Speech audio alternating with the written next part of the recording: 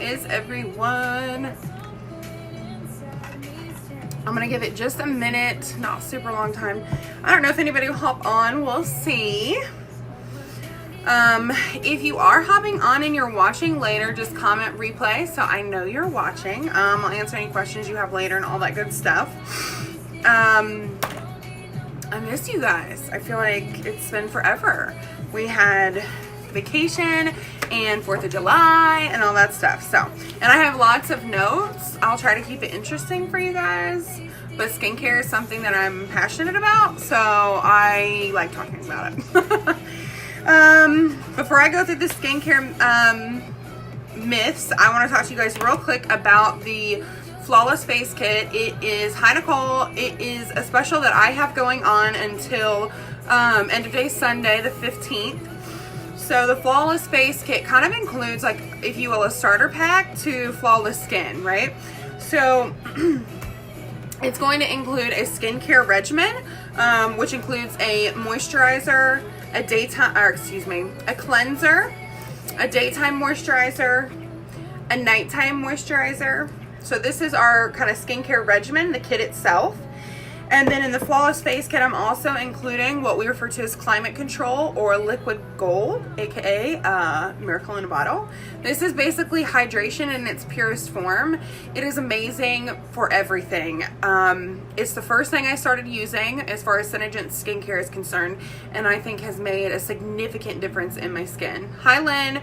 It's great on eczema. It's great on rosacea. One of the girls on my team has pretty severe rosacea, and this has actually cured her. So it's pretty awesome. It also helps with sunburns. Can't remember if I said that. So you get these SeneGence items. These retail for $200 total, and they're on sale for $170. Hi Sierra. And then you also get,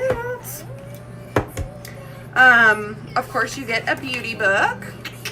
Has all of the stuff. And I also really like our beauty books because, let me find the page. I should have had this on there. But the beauty books are good for telling you, like, as you purchase skincare, different skincare items, kind of what order to use them in. So we can kind of pick and choose, you know, regimens or things like that that are right for you.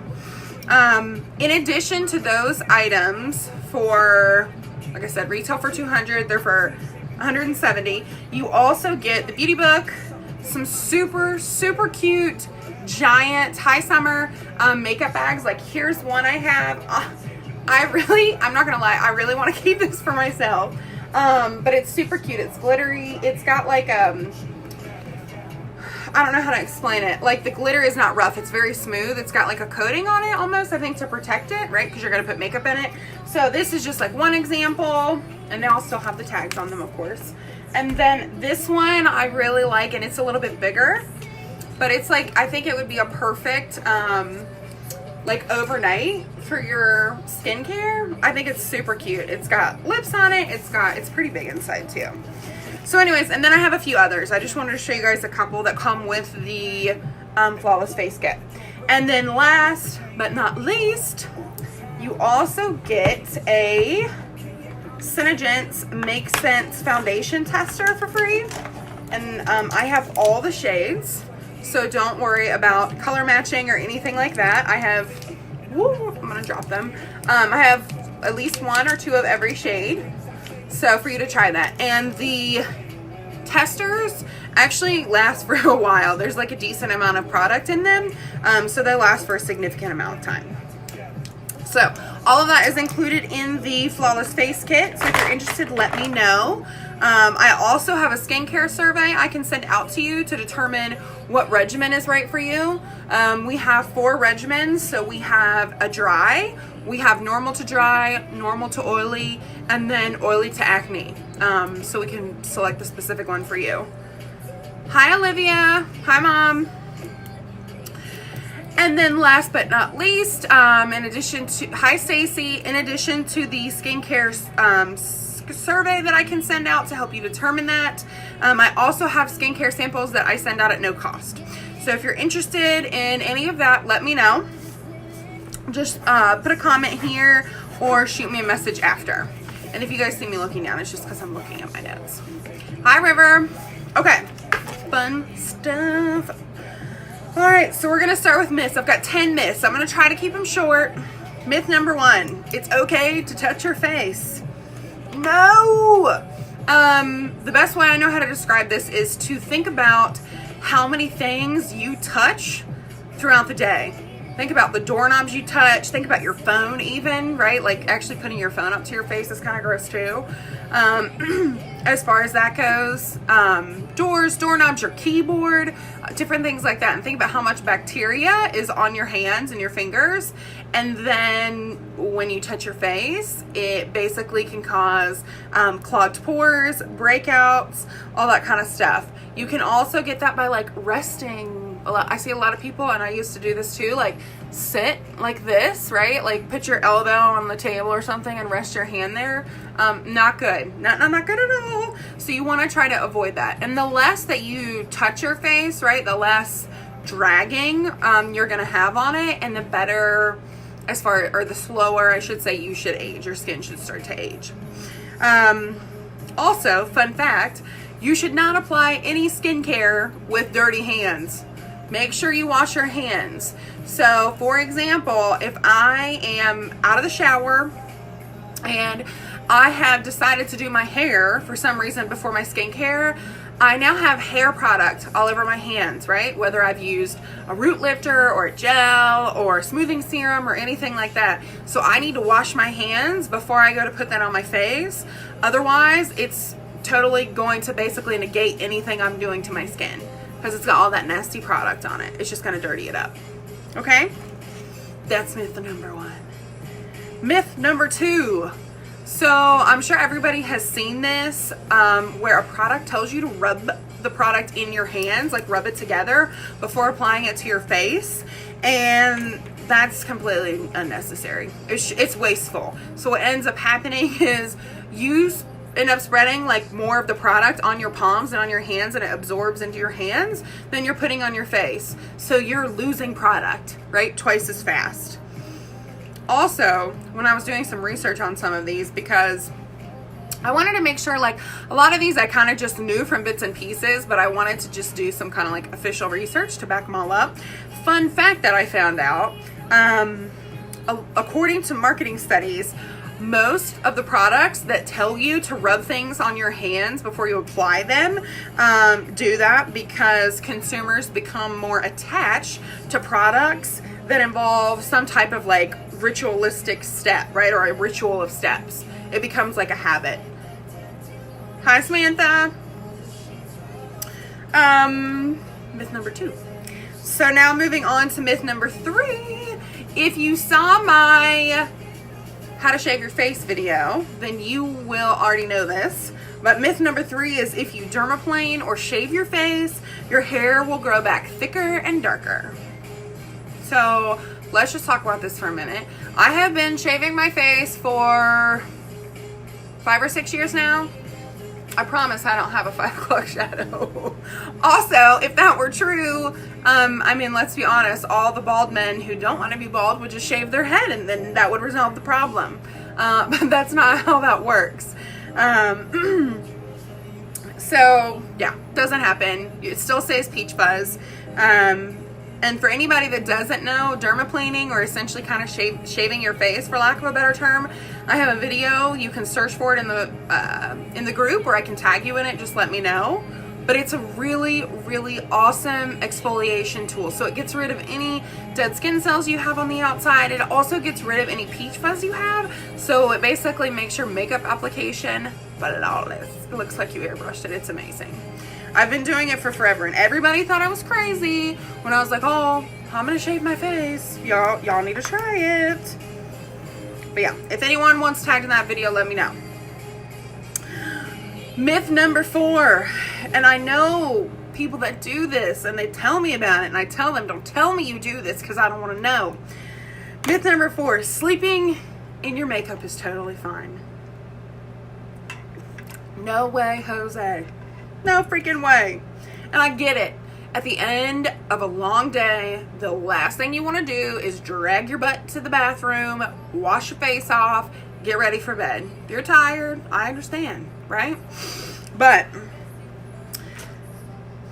when you sleep with your makeup on, it basically mixes with all of the oils and all of the bacteria that you've come into contact with during the day, and it mixes even more so with your makeup and results in clogged pores, which results in breakouts.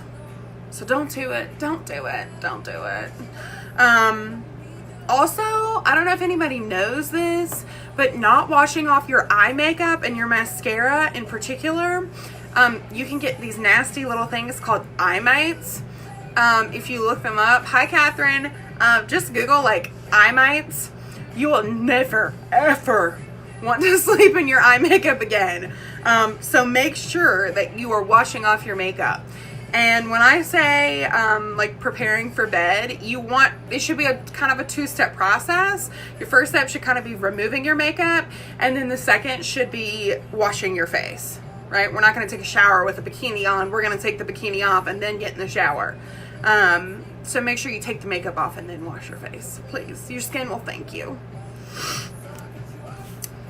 This next myth kind of is near and dear to me because people used to make fun of me, so I've kind of been into skincare for a long time, and I've tried a lot of different things. I always kind of like to try different beauty things and all that good stuff. But myth number 5 is that you don't need to start an anti-aging skincare or using anti-aging skincare until you're in your 30s. Nope, wrong. Realistically, age like 20 or 21 is a perfectly fine and good time to start using them. The earlier that you use anti-aging skincare, the better off you're going to be. Because basically what happens is when you start using any type of anti-aging skincare, you're taking care of your skin. So most women don't start using skincare until they're already showing signs of aging. So using anti-aging skincare as a preventative method basically is going to help significantly, right? So you're not trying to turn back the hands of time, if you will. You're actually preventing against time.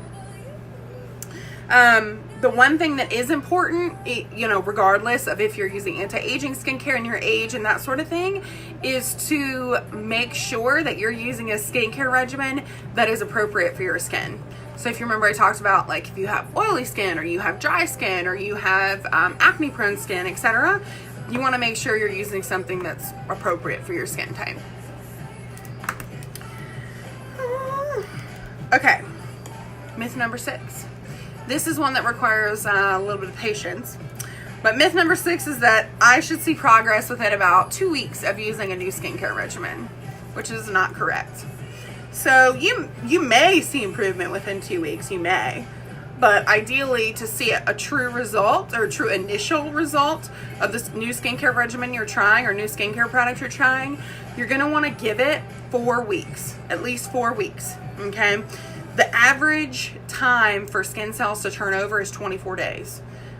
With SeneGence, our Senaplex complex and key ingredient in all of our skincare speeds that up by about 23%. So it actually goes to about 18 and a half days. But that 24-day mark, right, that's why we need to give that the full 4 weeks.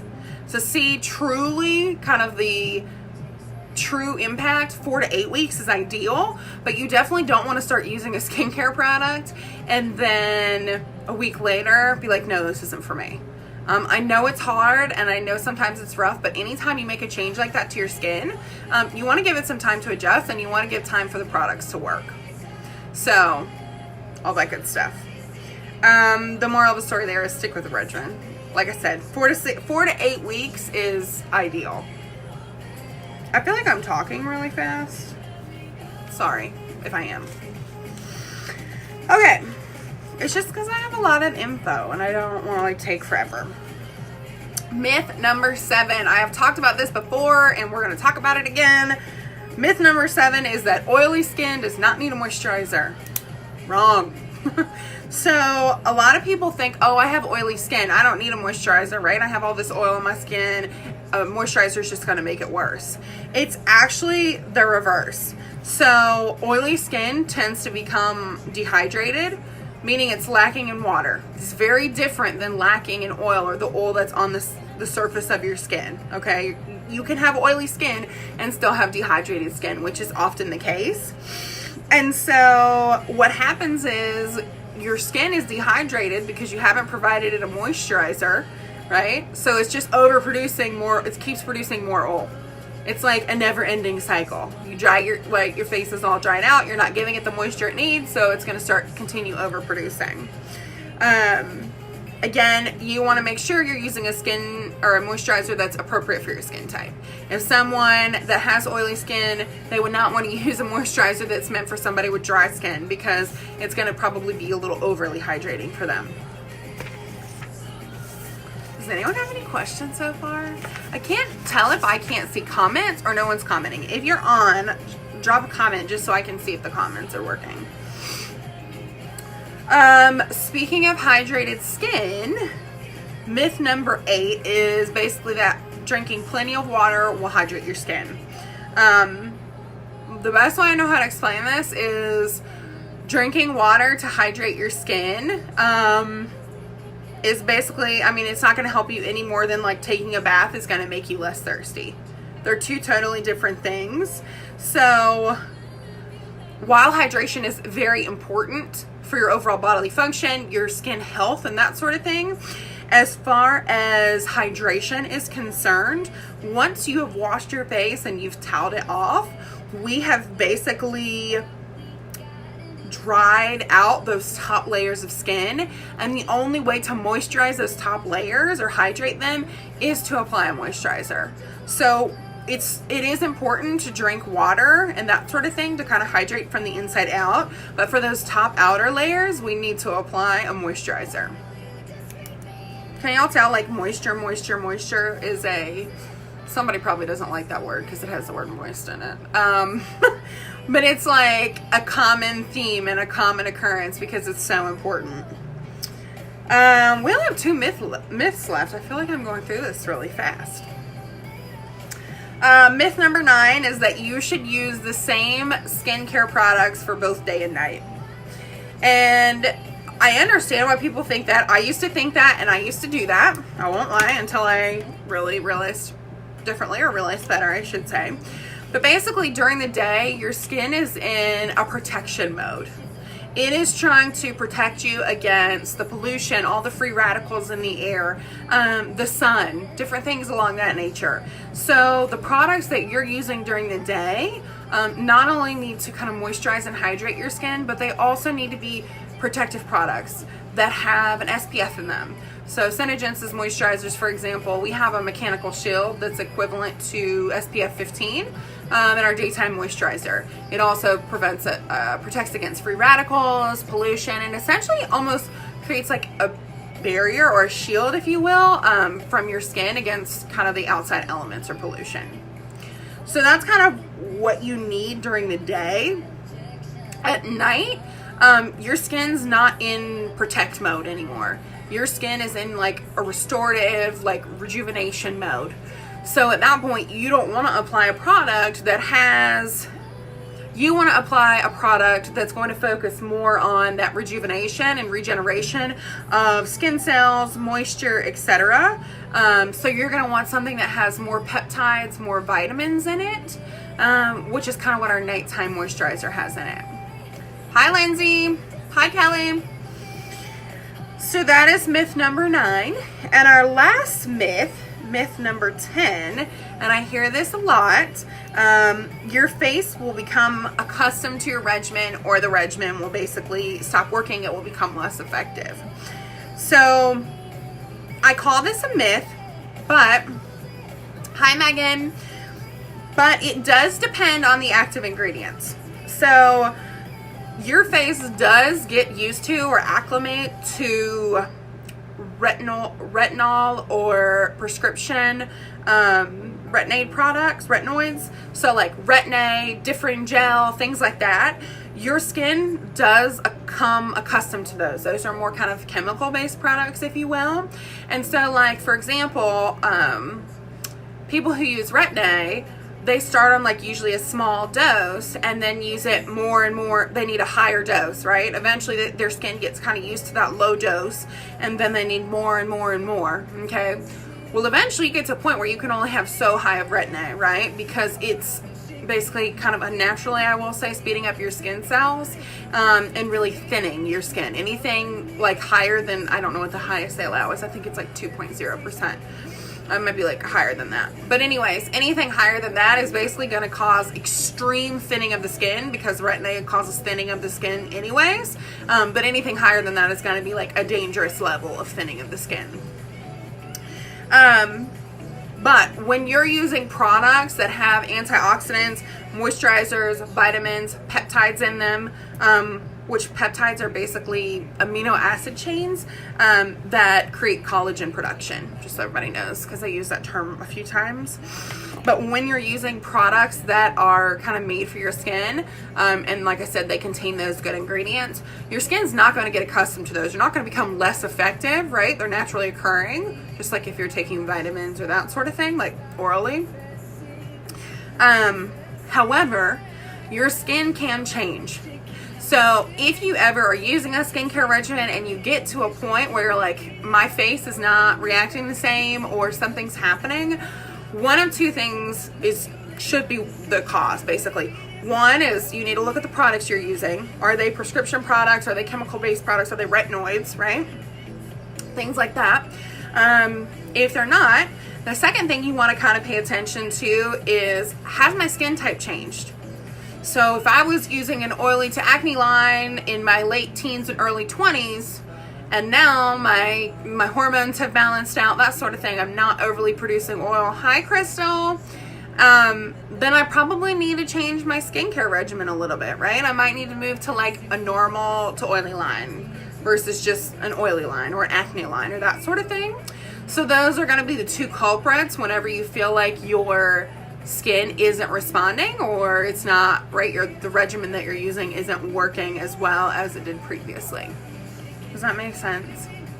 I feel like I just loaded y'all up with a bunch of information and I have no idea what time it is. So I'm super passionate about skincare. I think it's so important, and I'm serious. My mom, like, just in the last few years started like washing her makeup off at night. She might murder me that I'm telling this, and she used to laugh at me because I was like 22 and I was washing my makeup off and just slathering on all kinds of skincare and that sort of thing. But it's really important to me. I want to take care of the skin that I have. I want to be as healthy as possible and that sort of thing. So there's a lot you can do. But if you have questions, let me know. Don't forget to comment replay. If you're interested in the Flawless Face Kit, let me know. Skincare samples and the skincare survey. I think that's everything I had to get through. And let me know what you guys did for 4th of July. I would really love to know. We went to Arkansas to visit my family. And hi, Gabrielle. And I also got my wedding dress, so I'm super excited about that. And I knocked that off the list. So yeah, it was a good trip. I would love to hear what you guys did. Alright guys, if you have any questions, let me know. Comment down below. 4th of July plans, all that good stuff. And I hope everybody has a great evening. Tomorrow's hump day. Have a happy hump day tomorrow. Bye guys.